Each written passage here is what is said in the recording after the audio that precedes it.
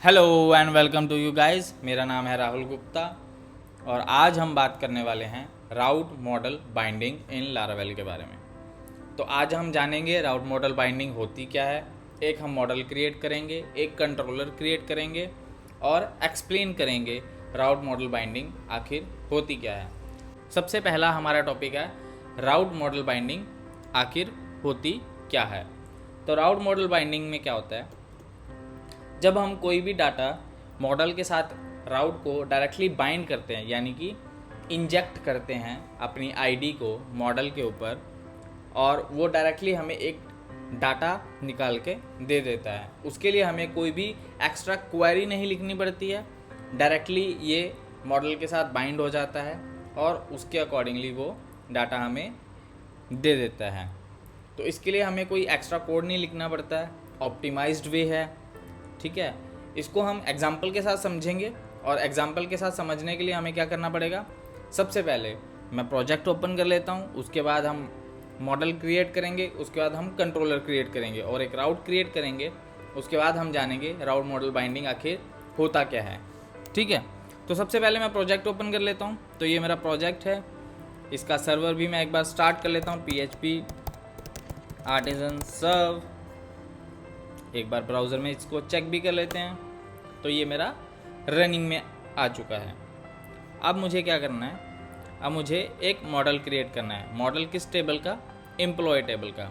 तो इस टेबल का मुझे एक मॉडल क्रिएट करना है। तो उसके लिए मुझे क्या करना पड़ेगा, PHP आर्टिजन मेक मॉडल और मॉडल का नाम होगा एम्प्लॉय। तो सेम मैं कंट्रोलर भी क्रिएट कर लेता हूँ।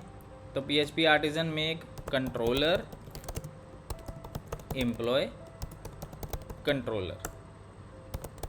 ठीक है, तो ये मैंने मॉडल और कंट्रोलर एक क्रिएट कर लिया है। चेक कर लेते हैं एक बार इसको, ऐप मॉडल और ये एम्प्लॉय मॉडल आ गया और उसके बाद HTTP कंट्रोलर एम्प्लॉय कंट्रोलर और ये मेरे पास कंट्रोलर आ गया।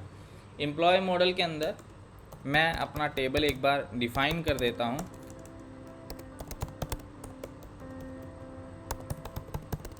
ठीक है, तो ये मैंने टेबल अपना डिफाइन कर दिया है। कंट्रोलर के अंदर एक फंक्शन क्रिएट कर लेता हूँ। तो ये मैंने एक फंक्शन क्रिएट कर लिया है जिसके अंदर मैं लिखने वाला हूँ दिस इज एम्प्लॉय कंट्रोलर। ठीक है, तो अब मैं यहाँ पे एक राउट क्रिएट कर देता हूँ, गेट, और राउट का नाम रख लेता हूँ एम्प्लॉय कंट्रोलर को इंपोर्ट कर लेते हैं, स्कोप रेजोल्यूशन के साथ क्लास और फंक्शन का नाम सेमीकोलन। ठीक है, तो इस राउट को एक बार ब्राउज़र के ऊपर चेक कर लेते हैं। ब्राउज़र के ऊपर चेक करने के लिए क्या करना पड़ेगा, /एम्प्लॉय। तो दिस इज़ एम्प्लॉय कंट्रोलर। तो मतलब मेरा कंट्रोलर का जो फंक्शन है वो वर्किंग कंडीशन में है। ठीक है, अब मुझे क्या करना है, अब मुझे अपने एम्प्लॉय टेबल से डाटा फेच करना है on the basis of their IDs. लेकिन इसमें मैं कोई भी मॉडल को जो है, मॉडल की क्वेरीज जो हैं या क्वेरी बिल्डर को यूज़ नहीं करने वाला हूँ। मैं डायरेक्टली इसको यूज़ करने वाला हूँ, वो मैं आपको बताऊँगा अभी। तो सबसे पहले मैं अपने URL के अंदर आईडी पास करता हूँ 1। तो ये राउट क्रिएटेड नहीं है, तो इस राउट को एक बार क्रिएट करने के लिए क्या करना पड़ेगा, यहाँ पे एक की पास कर देते हैं। तो मैं अभी और भी फील्ड्स को यूज़ करने वाला हूँ अपने टेबल के लिए, जैसे name, email, company ID, address ID, इनको यूज़ करने वाला हूँ अपने URL के अंदर, सो दैट कि मेरे पास डाटा गेट हो सके। ठीक है, तो अभी मैंने यहाँ पे आईडी की जगह पे की पास कर दी है। ठीक है, अब मैं इसको कंट्रोलर के अंदर गेट करने वाला हूँ। तो कंट्रोलर के अंदर गेट करने के लिए क्या करना पड़ेगा, एम्प्लॉय के मॉडल को मैं इंपोर्ट करता हूँ इस तरीके से और यहाँ पे की ले लेता हूँ। तो देखिए मैंने यहाँ पे एम्प्लॉय का मॉडल इंपोर्ट करा है और की ले लिया है। अब चेक करते हैं कि मैंने वहाँ पे URL के थ्रू 1 पास करा है, तो मेरे पास आउटपुट में जो डाटा है, यानी कि इस पेज के ऊपर जो डाटा आएगा वो क्या आएगा। यहाँ पे मैंने 1 पास किया है, तो चेक कर लेते हैं। एक बार रिफ़्रेश करता हूँ इस पेज को, तो ये देखिए मेरे पास 1 मतलब जिसकी आईडी 1 है उस एम्प्लॉय का रिकॉर्ड मेरे पास डिस्प्ले कर रहा है। तो मान लीजिए मैं यहाँ पे 3 पास कर देता हूँ, तो ये मेरे पास 3 आईडी का डाटा जो है वो डिस्प्ले कर देता है। तो ये देखिए डाटाबेस के अंदर मेरे पास 3 आईडी किसकी है, रॉकी की है। उसके बाद मेरे पास 6 आईडी किसकी है, अनुज की है। तो एक बार 6 आईडी पास करके देख लेते हैं, हमारे पास डाटा प्रॉपर्ली प्रिंट होता है। तो ये देखिए मेरे पास अनुज की आईडी के साथ जो डाटा है वो प्रिंट हो रहा है। ठीक है, अब मैं चाहता हूँ कि मेरा जो नेम है यानी कि राहुल जो नाम है उसको मैं यूआरएल के अंदर पास करता हूँ, तो क्या मेरे पास डाटा प्रॉपर्ली डिस्प्ले करेगा?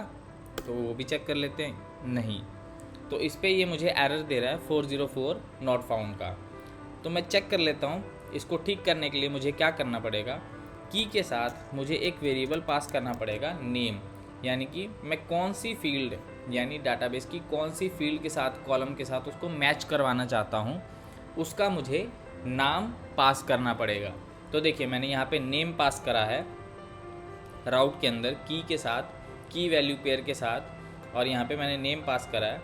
अब देखते हैं हमारे पास ब्राउज़र के अंदर आउटपुट क्या आता है। तो ये देखिए मेरे पास आउटपुट में राहुल नाम से जो डाटा है रिकॉर्ड है वो प्रिंट कर रहा है स्क्रीन के ऊपर। अभी ऐसे ही सेम रजत जो है 4th नंबर आईडी, चेक करते हैं उसका डाटा हमारे पास प्रिंट होता है या नहीं। तो ये देखिए रजत आईडी से मेरे पास डाटा प्रिंट हो रहा है। सेम वे हम कोई और फील्ड भी यूज़ कर सकते हैं, जैसे मेरे पास कंपनी आईडी है। तो मान लीजिए मैं कंपनी आईडी को की जगह रिप्लेस कर देता हूँ और आईडी में मैं पास करता हूँ 1।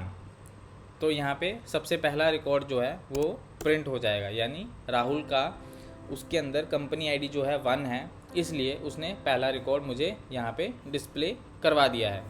अब मैं चाहता हूँ सारे ही डाटा को प्रिंट करवाना, तो मुझे क्या करना पड़ेगा, की के साथ एक ऑल का फंक्शन यूज़ करना पड़ेगा और चेक करते हैं कि ये मुझे स्क्रीन के ऊपर क्या डाटा प्रिंट करता है। तो ये देखिए ये मेरे पास टेबल का सारा डाटा डिस्प्ले कर रहा है। तो मतलब अगर मैं की के साथ ऑल यूज़ करता हूँ तो ये मुझे सारा डाटा दे देता है, लेकिन अगर मैं कोई स्पेसिफिक रिकॉर्ड चाहता हूँ जो मेरे यूआरएल में डिस्प्ले कर रहा है यानी कि 1 आईडी के साथ, तो मुझे यहाँ पे डायरेक्टली सिर्फ एक की वेरिएबल ही पास करना पड़ेगा विदाउट अ फंक्शन। ठीक है, तो इस तरीके से आप मॉडल को यूज़ करके अपने डाटा को प्रिंट करवा सकते हैं। बहुत ही कम ही कोड में लिखना पड़ेगा इसको, बहुत ही ऑप्टिमाइज्ड सोल्यूशन है, इसके लिए बहुत सारी क्वेरीज नहीं लिखनी पड़ेंगी आपको। आप इस वे में भी इसको यूज़ कर सकते हैं। और आज की वीडियो के लिए बस इतना ही, मिलते हैं नेक्स्ट वीडियो में। Please like share and subscribe to my YouTube channel and thank you, bye bye.